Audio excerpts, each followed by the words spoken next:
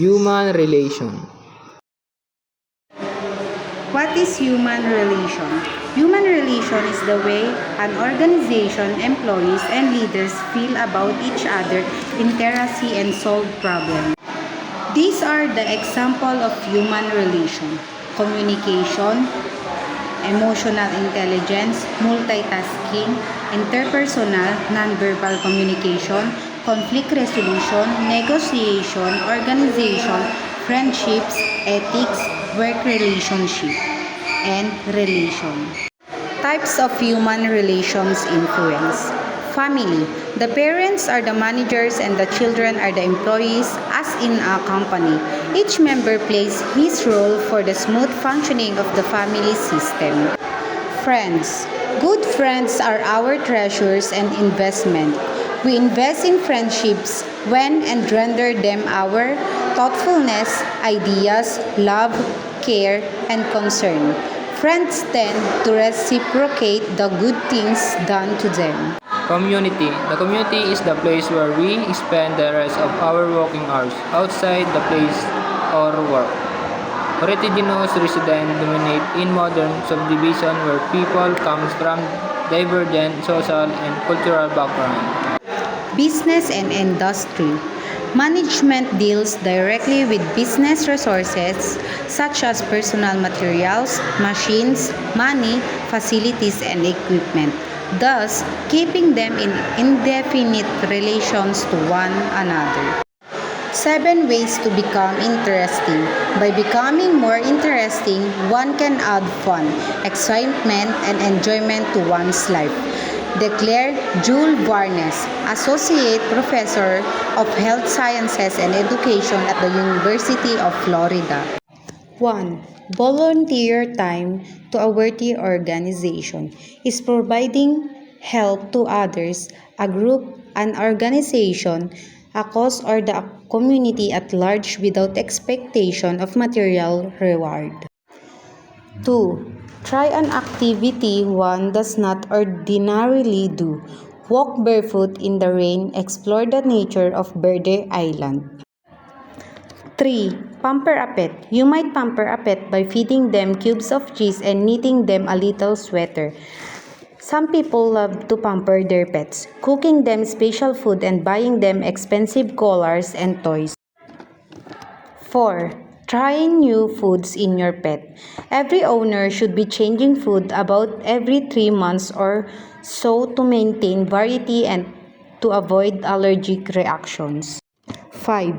Read magazines. The deep reading allows us to slow down and enter into a meditative, dreamlike state. 6. Smile and laugh. 7. Get other people to talk about themselves.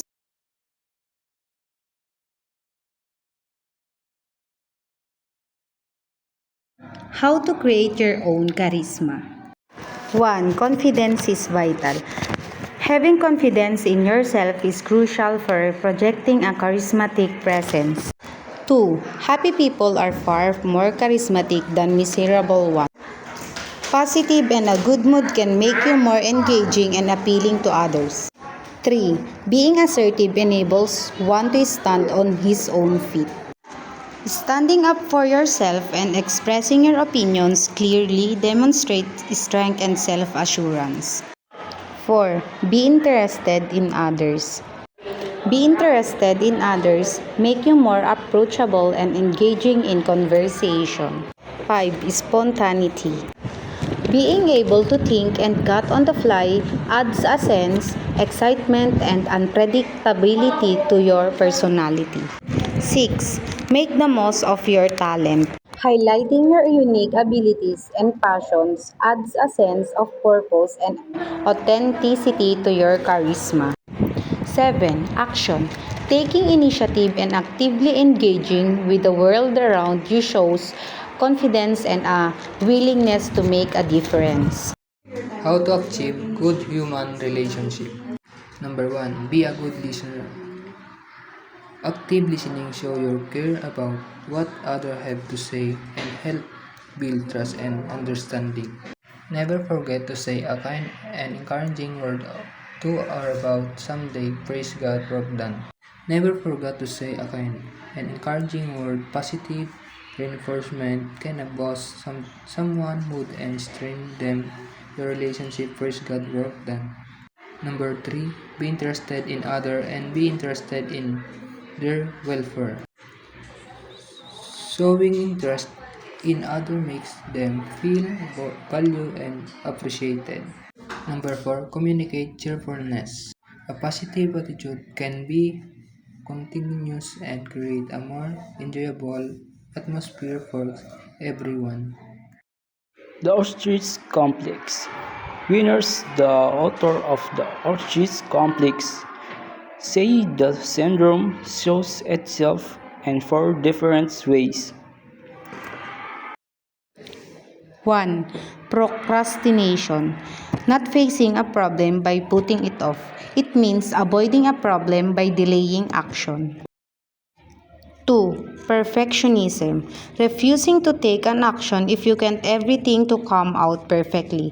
It means refusing to take action unless you can guarantee a perfect outcome. 3. Denial. Pretending that a problem simply does not exist. 4. Collection. Acting as though you're disregarding little irritant but actually storing them up for an inevitable explosion.